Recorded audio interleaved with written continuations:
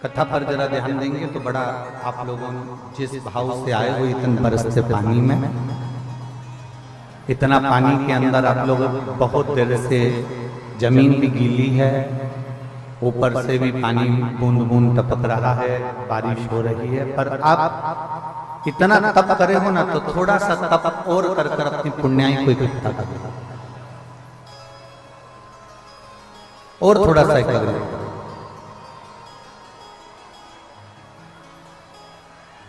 वामन भगवान के अवतार के समय पर 3 नदियां प्रकट हुई।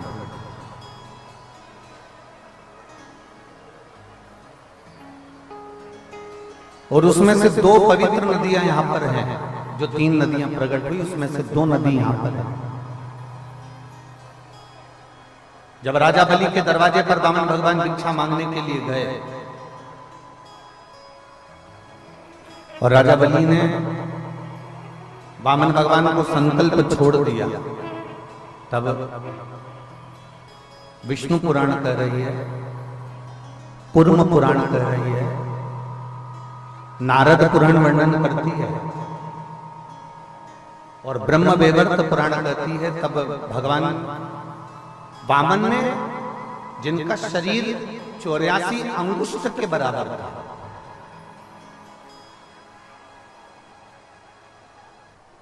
वामन भगवान का जो शरीर था वो 84 अंगुष्ठ के बराबर था। इसलिए आज भी मानव देह जो है ना वो 84 अंगूठे के बराबर है। आप अपने अंगूठे से जब पूरी मानव देह को अंगूठे से लेकर शिखा तक नापेंगे अपने शरीर को, तो ये 84 अंगुष्ठ के बराबर अपना शरीर निकलेगा। आप कितने बड़े, पर अपने हाथ की अगर अंगूठे से नापेंगे तो 84 अंगुष्ठ के बराबर ये शरीर अपना प्राप्त होगा। तो वामन भगवान 84 अंगुष्ठ का शरीर धारण कर कर, छोटा सा रूप धारण कर कर, एक हाथ में छत्र, एक हाथ में कमंडल, कुशा का आसन बाजू में, और भिक्षा लेने के लिए राजा बलि के दरवाजे पर खड़े हुए। राजन भिक्षाम दे, राजन भिक्षाम दे। बहुत छोटा सा रूप रखकर भिक्षा मांगने के लिए परमात्मा खड़े हैं।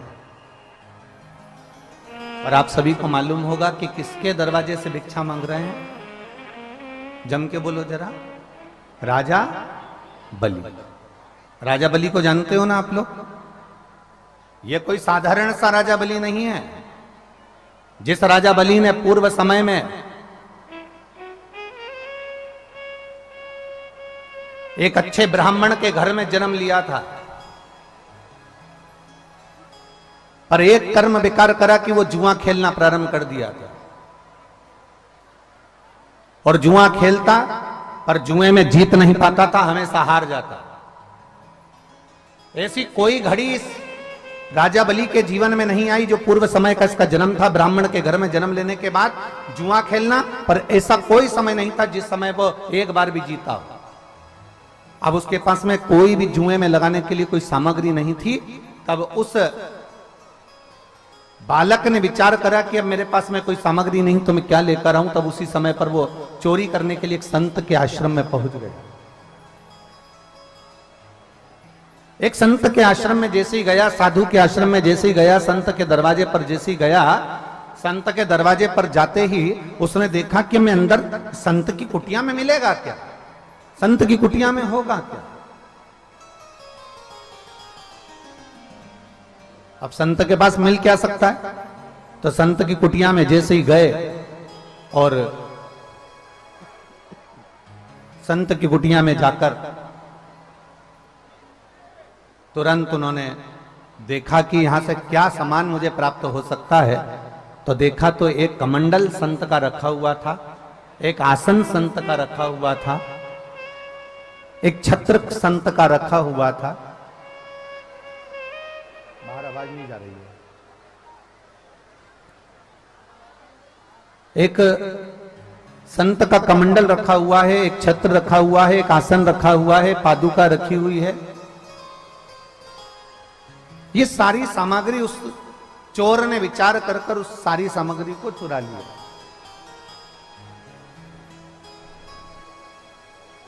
और चोर चोरी कर कर वो सामग्री को लेकर जुए में बैठ गए। अपने सारे मित्रों के साथ जब जुआ खेलने बैठा तो धीरे धीरे कर कर उसने छत्र, कमंडल, आसन, पादुका जो संत के यहां से लेकर आया था वो सारी सामग्री उसने उस जुए में लगा दी। और संत की कोई पुण्य आई थी, साधु की कोई पुण्य आई थी, गुरुजन की कोई पुण्य आई थी। उस पुण्याई के बल पर आज जुआरी जीत गया। और जुआरी जब जीता तो जितने दोस्त उसके साथ में जुआ खेलने के लिए बैठे थे उन्होंने अपनी पूरी पूरी सत्ता, पूरा पूरा वैभव, पूरी पूरी दौलत उस जुए में लगा दी थी, जिसके बल पर वो पूर्ण की तरह से बहुत सारा विजेता प्राप्त कर ली उसने। शिव कथा कहती है, भगवान देवादिदेव महादेव का चरित्र कहता है, जुआरी जिसने संत के दरवाजे की पादुका, संत के दरवाजे का कमंडल, संत के दरवाजे का छत्र, संत के दरवाजे का आसन चुराया था, वो ले जाकर जुए में लगाया और जुए में लगाया। आज पहली बार वो जीता और जीतने के बाद उसने सारी सामग्री अपने पास में रख ली और पूरी सत्ता उसकी हो गई। इतना धन, इतना वैभव आ गया। शिव महापुराण की कथा कहती है कि इतना वैभव उसके पास में आया, इतना वैभव आया कि वो अरबपति खरबपति बन गया। ढेरों संपदा उसके पास में हो गई, ढेरों वैभव उसके पास में हो गया, ढेरों वैभव उसके पास। अब वैभव तो एकत्रित हो गया। हमने पहले भी कथा में कहा है, जब धन बढ़ता है, संपदा बढ़ती है, जब धन और संपदा दोनों बढ़ती है तो हम पहले भी कथा में कह चुके हैं कि 3 मित्र आपके बढ़ जाते हैं। संपदा बढ़ने पर 3 मित्र आपके बढ़ जाते हैं। पहले नंबर का ताली मित्र, आपकी प्रशंसा करने वाला बढ़ जाता है। दूसरे नंबर पर थाली मित्र, होटल में खिलाने वाला बढ़ जाता है। और तीसरे नंबर पर प्याली मित्र, मैं खाने में पिलाने वाला बढ़ जाता है। संपदा बढ़ी कि ये 3 अपने आप बढ़ जाते हैं, आपको ढूंढना नहीं पड़ता इनको। संपदा बढ़ने पर आपको ताली मित्र, प्रशंसा करने वाले बहुत मिलेंगे, वाह वाह महाराज, बहुत बढ़िया, बहुत बढ़िया, बहुत जोरदार, करे जाओ, ये वो, प्रशंसा करने वाले बहुत मिलेंगे। दूसरे नंबर पर थाली मित्र, होटल में खिलाने वाले बहुत मिलेंगे। जैसे जैसे धन बढ़ जाएगा ऐसे ऐसे मित्र मिल जाएंगे जो आपको होटल में ले जाकर बिठा देंगे, धीरे धीरे आपको होटल का चस्का लगा देंगे, गलत कार्य में लगा देंगे, उसके बाद आपके धन को पूरा की पूरा जीम जाएंगे। और तीसरे नंबर पर है प्याली मित्र, आपको पीना भी याद नहीं होगा, पर आपके जो मित्र होंगे, जो आपका धन देखकर आपके मित्र बन जाएंगे, वो आपको पीने में लगा देंगे और पूरा बर्बाद कर देंगे। अब ये जुआरी जीत तो गया, धन तो आ गया, पर इसने वेश्या का संग कर लिया, मदिरा का नशा कर लिया। वेश्या को अपना बनाने के लिए बहुत प्रयास करा। एक दिन वेश्या ने कहा, आज मेरा मन कर रहा है कि मेरे बालों में लगाने के लिए मुझे गजरा चाहिए, मुझे मेरे बालों में लगाना है, मुझे गजरा चाहिए। तो जुआरी ने कहा, ठीक है, मैं तुम्हारे लिए गजरा लेकर आऊंगा। उसने कहा, मुझे मेरे गजरे के साथ में खाने के लिए मुझे बीड़ा चाहिए, पान चाहिए, मैं तुम्हारे लिए पान बीड़ा लेकर आऊंगा। आज जुआरी नशे में धुत होकर गजरा और बीड़ा लेकर चला। बीच में राह में ठोकर लग जाती है और ठोकर लगते से नीचे गिर जाता है। जब नीचे गिरा, गजरा और बीड़ा दोनों की दोनों जमीन पर रज में, मिट्टी में हो जाता है। मिट्टी में हो गया, बेहोशी में गिर गया। थोड़ी देर बाद इसको होश आया। होश आने के बाद इसने सोचा कि मुझे वेश्या के घर जाना है, पर गजरा और बीड़ा तो मिट्टी में हो गया। अगर मैं वेश्या को ये मिट्टी का सामान दूंगा तो वेश्या मुझसे प्रसन्न नहीं होगी। अब मैं करूं तो करूं क्या?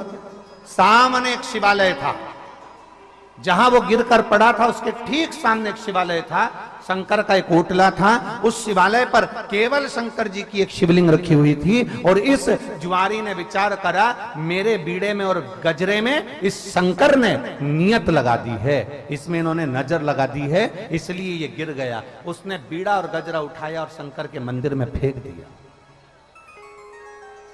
शिव के मंदिर में उसे फेंका। महाराज, शिव के मंदिर में जब गजरा और बीड़ा फेंका, चले गया। 8 महीने पूरे हुए और इसके प्राण छूट गए। प्राण छूटने के बाद ये यम की कैद में पड़ गया। जब यम की कैद में पड़ा तो यमराज ने चित्रगुप्त महाराज से पूछा कि इसके पाप और पुण्य गिने जाएं। तो महाराज, इसने कोई पुण्य नहीं करा, ब्राह्मण कुल में जन्म लिया पर हमेशा झूठ बोला। ब्राह्मण कुल में जन्म लेने के बाद भी ये गलत कर्म करता रहा, जुआ खेलता रहा, मदिरापान करता रहा, वैश्यवृत्ति करता रहा, गलत गलत कार्य करता रहा, इसलिए इसने कोई पुण्य नहीं करा, इसको नरक में फेंका जाए। यमराज ने कहा ऐसा हो नहीं सकता। मृत्यु लोक में अगर किसी का जन्म होता है तो वो जिंदगी में एक ना एक पुण्य जरूर करता है।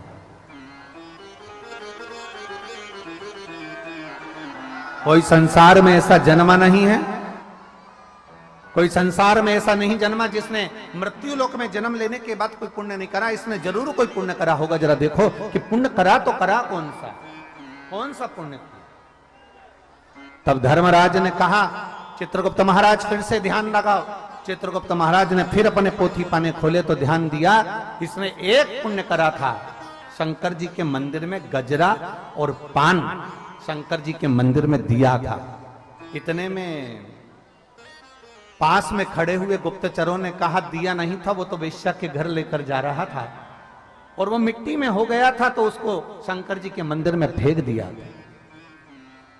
धर्मराज ने कहा, नशे में था, चाहता तो गजरा और बीड़ा नल्ली में फेंकता। बुजुर्गों को होने वाली ब्रीदिंग प्रॉब्लम्स को करे सॉल्व इजीली।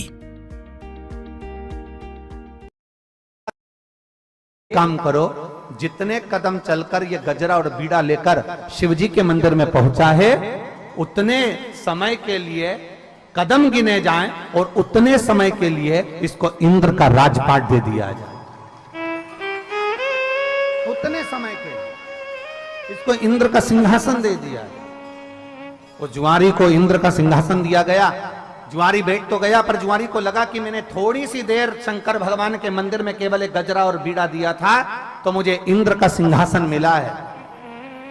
इस सिंहासन का उपयोग करना है मुझे, मैंने दान किया, उसका फल मुझे मिला। तब उस जुआरी ने विचार करा, इंद्र के सिंहासन पर बैठकर ताली बजाकर अप्सराओं को बुलाया, दान कर दिया, ऐरावत को बुलाया, दान कर दिया। जितना इंद्र के राज्य में, राजकोष में जितना वैभव था, सारे के सारा ले जाकर दान कर दिया। जैसे ही दान करा, 14 घड़ी के बाद में वो जुआरी नीचे उतर गया। इंद्र वापिस अपनी कुर्सी पर बैठ गए। जब इंद्र अपनी कुर्सी पर बैठे, उन्होंने अप्सराओं को बुलाया तो अप्सरा नहीं आती, ऐरावत को बुलाया तो ऐरावत नहीं आता, राजकोष देखा तो पूरा खाली था। इंद्र दौड़कर भगवान नारायण के पास पहुंचे। श्री हरि के पास पहुंचकर कहा, बाबा बड़ा गजब करा, इस जुआरी ने तो मुझे बर्बाद कर दिया, मेरे राजकोष को पूरा नष्ट कर दिया, सब कुछ दान कर दिया। भगवान नारायण ने कहा, रे इंद्र, तू इतने सालों से कुर्सी पर बैठा था, जो तू नहीं कर पाया इतने सालों में, वो 14 घड़ी बैठकर अपनी कुर्सी का सदुपयोग कर कर सब कुछ अच्छा कर कर चले गया। सही सत्ताधारी, सही कुर्सीधारी ऐसा ही होता है, जब अपनी कुर्सी पर बैठता है तो अपने देश और प्रदेश को बचाने का ही प्रयास करता है। सही सत्ताधारी होगा, वो बचाने का प्रयास करेगा। हमने कल कथा में एक बात कही थी, आप लोगों के स्मरण में होगी, कि कुर्सी मिल जाए, पद मिल जाए, प्रतिष्ठा मिल जाए, आप अच्छे ओहदे पर पहुंच जाएं, तो सबसे ज्यादा जरूरी होती है आपकी नम्रता, आपकी विनम्रता, बहुत जरूरी।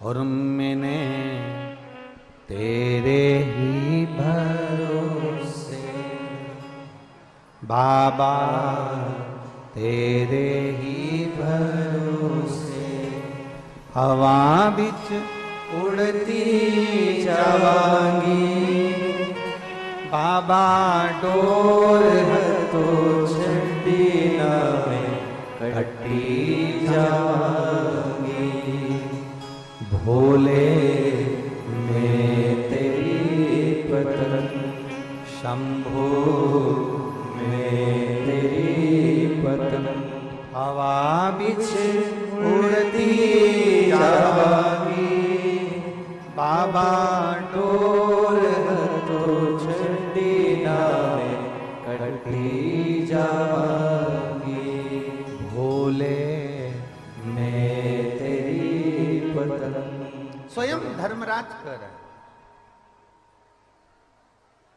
स्वयं धर्मराज कर रहे हैं कि इसने जितने कदम शिव के मंदिर तक ये गया है, जितने कदम चलकर ये शिवालय तक पहुंचा है, उतने कदम के लिए, उतने क्षण के लिए, उतनी घड़ी के लिए, उतने पल के लिए इसको इंद्र का सिंहासन दे दिया है।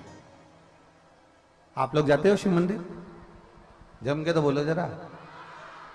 आप सब अगर शिव मंदिर जाते हो तो जरा विचार करिएगा, वो जुआरी 14 कदम चलकर शिव मंदिर तक गया तो 14 घड़ी के लिए उसको इंद्र का सिंहासन दे दिया।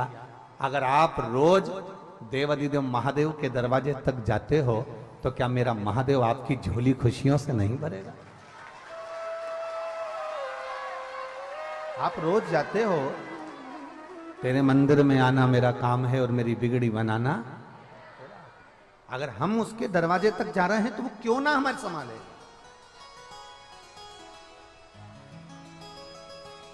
वो हमें क्यों ना संभालेगा। बोल बम का नारा है। आप और हम अगर शिव के शिवालय तक पहुंचे हैं, भगवान शंकर के दरवाजे तक पहुंचे हैं, तो मेरा बाबा देवाधिदेव महादेव संभालता जरूर है। वो खाली नहीं रखता, वो खाली नहीं छोड़ता।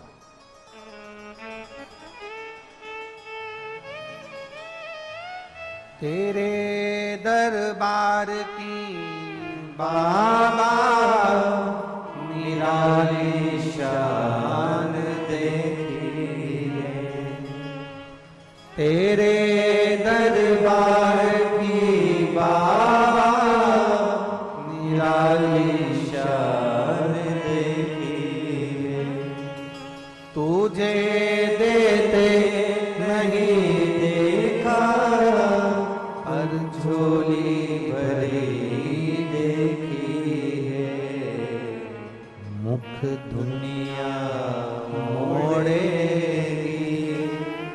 बाबा मुखड़ा मोड़, मुख दुनिया मोड़ेगी बाबा तू खेड़ा लगी परीती बाबा तू हम शिव के भरोसे, हम शंकर के भरोसे, हम शिव के आश्रित होकर आए, शिव के आश्रित। मेरी जीजियों,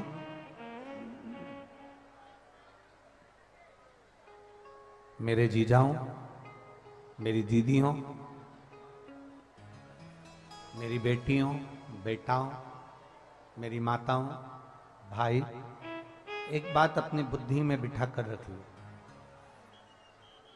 एक बात अपने चित्त में बिल्कुल बिठा कर रख लीजिए। संसार में जिसका जन्म हुआ है, माता के गर्भ में जब हम पड़े रहे, उस समय देवाधिदेव महादेव ने हमको संभाला, और जब हम माता के गर्भ से बाहर निकले, जब हमारा जन्म हो गया, पृथ्वी पर हम आ गए, मृत्यु लोक में हम पैदा हो गए, पृथ्वी पर हम जन्म ले लिए। शिव कथा कहती है, शिवजी ने माता पार्वती जी को नंदनवन में एक बात कही थी कि पार्वती, जब पृथ्वी पर पशु, पक्षी, जलचर, थलचर, वायुचर या मनुष्य, जानवर, कोई भी पृथ्वी पर जब जन्म लेता है, एक छोटा सा छोटा जीव भी अगर पृथ्वी पर जन्म लेता है, तो शिव कहते हैं उसके भरण पोषण की जवाबदारी मेरी होती है। इसलिए लोग मुझे हमेशा विश्वनाथ कहते हैं, क्योंकि मैं किसी को अनाथ नहीं छोड़ता।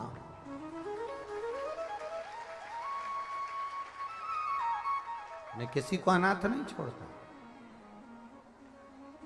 लोग मुझे विश्वनाथ कहते हैं क्योंकि मैंने दुनिया में किसी को अनाथ नहीं छोड़ा। कई माताएं कह देती गुरुजी हम अकेले हैं, हमारा कोई नहीं, हम बड़े दुखी हैं भगवान, हम तो अकेले रह गए। और कोई कहता है हमारे माता चली गई, कोई कहता पिता चले गया, कोई कहता ये गया, कोई कहे वो गया, हम अनाथ हो गए। ना ना, जब तक काशी में विश्वनाथ बैठा है तब तक पूरी भारत की भूमि पर कोई अनाथ नहीं हो सकता। भारत की भूमि पर कोई अनाथ नहीं हो सकता जब तक काशी में जम के बोलो जरा, काशी में विश्वनाथ, तब तक कोई वो बैठा है। मेरा डमरूधारी, मेरा त्रिकालदर्शी, मेरा कैलाशी, मेरा विनाशी, मेरा शिव, वो बैठा है।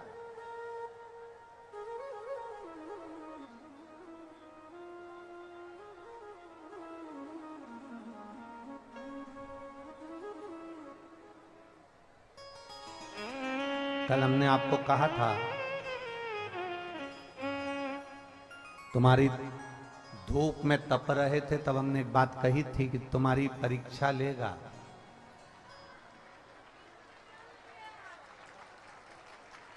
परीक्षा लेगा। और आप लोगों ने जो कथा प्रयागराज की भूमि पर सुनी है ना, त्रिवेणी संगम पर, वो भी शिव जी की 2 दिवसीय शिव चर्चा, तो हमने कहा था उसको ईर्ष्या हो रही है। और हमने कल कहा था कि बरस सकता है।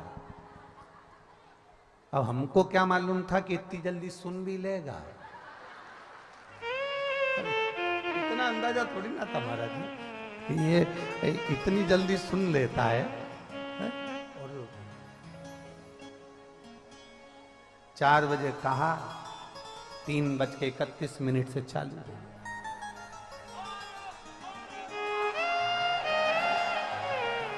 बोल बम का नारा है। पर एक बात कहें आप लोगों से, ए प्रयागराज वाले, तुम भी गजब के हो रहे पक्का।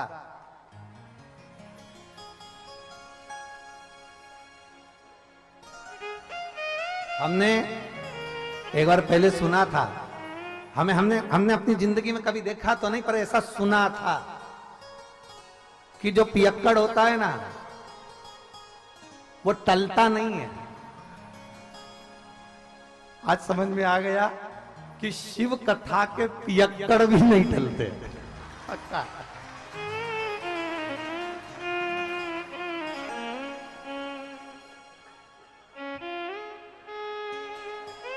प्रशासन के अधिकारी कह रहे थे कि आज बहुत पानी गिरा है, अब गुरुजी नहीं आएंगे हो, तो इन सब से कह दिया जाए कि ये सब अपने घर जाए।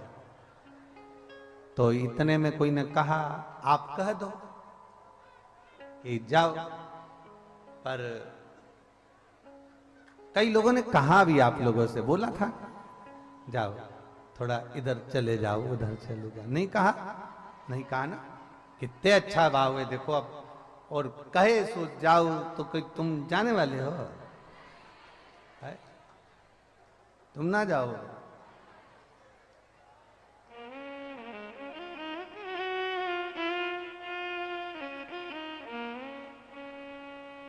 इंद्रदेव को भी समझ में आ गई है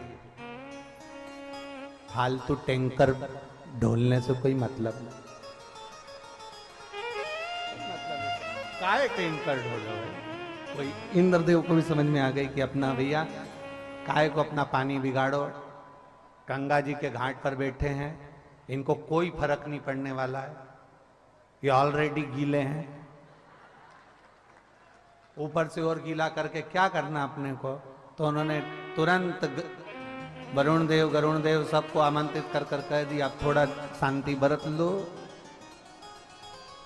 ये बड़े बहुत ऊंचे क्वालिटी के पियक्कड़ है, ये नहीं टलेंगे।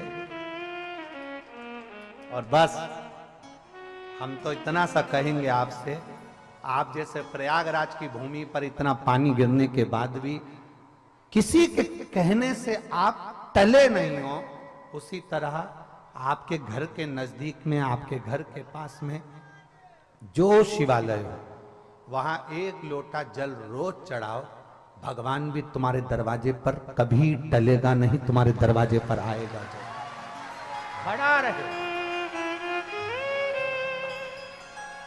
ओए तुम्हारे दरवाजे। आज आप लोगों की तप साधना देखकर हमको बहुत बहुत अच्छा लगा, क्योंकि इस प्रयागराज की भूमि पर केवल आप गीले होकर तप साधना नहीं करे हो, आप धूप में बैठकर तप साधना नहीं करे हो, आप ठंड में बैठकर तप साधना नहीं करे हो। इस प्रयागराज की भूमि पर जो हमने दर्शन किया, जो हमारे पुराणों ने बताया, जो हमारे शास्त्रों ने बताया, वो जुआरी ने शिव जी के मंदिर में एक गजरा और बीड़ा पटका था, तो भगवान नारायण ने आकर उस जुआरी के सामने कह दिया था कि तूने ऐसा दान करा कि मेरा मन करता है कि मैं तेरे दरवाजे पर भिक्षा मांगने आऊंगा, पृथ्वी पर तू राजा बलि बनेगा और मैं तेरे दरवाजे पर वामन भगवान बनकर भिक्षा मांगूंगा, मैं स्वयं तेरे दरवाजे पर आकर भिक्षा मांगूंगा, तू साधारण नहीं है। राजा बलि बना दिया, दरवाजे पर भिक्षा मांगने वामन भगवान पहुंच गए। जब भिक्षा मांगने के लिए पहुंचे तो पृथ्वी को नापते समय 3 चरण भगवान ने उठाना प्रयास किया, और पृथ्वी नापी एक में, दूजे में आकाश। जब नापने के लिए जैसे ही चरण उठाने लगे तो उनका चरण जब पताल में गया, पताल में जाते से उनके पांव के नख से भूमि खरोची, और खरोचने से एक नदी प्रकट हो गई, जो कालिंदगिरी पर्वत पर जाकर प्रगटी, जिसका नाम यमुना हुआ। कौन सी नदी थी? यमुना। वो यमुना कालिंदगिरी पर्वत पर प्रकट हो गई, पर यमुना ने सबसे पहले, कालिंदगिरी पर्वत पर प्रकट होने से पहले यमुना सबसे पहले गौलोक धाम में गई, और गौलोक धाम में जाकर कालिंदगिरी बाबा को नमन कर कर कहती है मुझे एक बार गौलोक धाम जाना है। तो गौलोक धाम में जाकर तुम करोगी क्या यमुना? यमुना जी कहती है मुझे केवल जिस परमात्मा ने मुझे पृथ्वी पर प्रकट करा, जिस परमात्मा के चरण के नख से मैं प्रकट हुई हूं, उस परमात्मा का मुझे दर्शन करना। यमुना गौलोक धाम? हाँ प्रभु, गौलोक धाम। यमुना जी सीधे गोलोक धाम पर गई, तो गोलोक धाम पर जाकर यमुना जी क्या देखती हैं कि मां भगवान कृष्ण राधा जी के संग में विराजमान है। भगवान कृष्ण राधा जी के साथ विराजमान,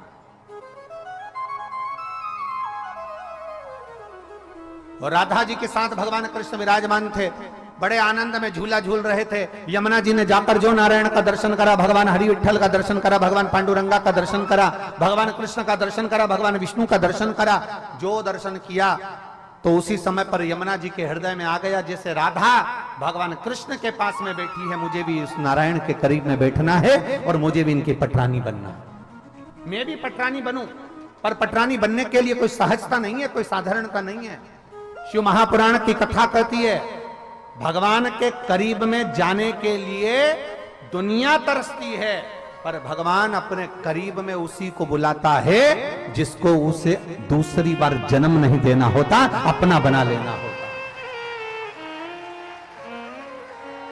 दुनिया तरसती है। आप जैसे कथा में आए हो ना, ऐसे ढेर, ना जाने कितने लोग विचार करते होंगे हम प्रयागराज की कथा होगी ना हम जाएंगे, हम